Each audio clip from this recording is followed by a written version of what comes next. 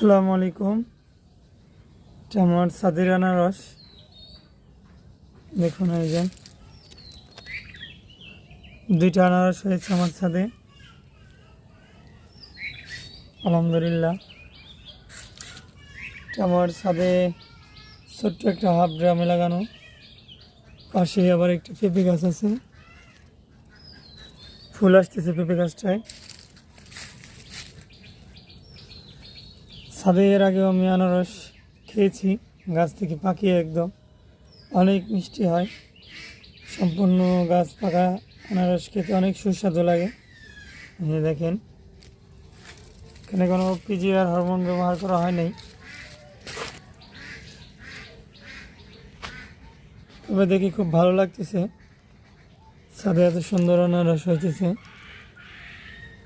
ছাদে এখন চাইলে অনেক কিছুই সম্ভব হয়েছে আমাদের।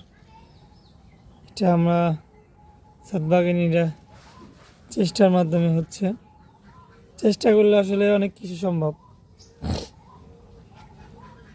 সেটা আনারস দেখে বোঝা যাচ্ছে। অল্প মাটিতেও কিন্তু অনেক ভালো ফলন দেওয়া সম্ভব।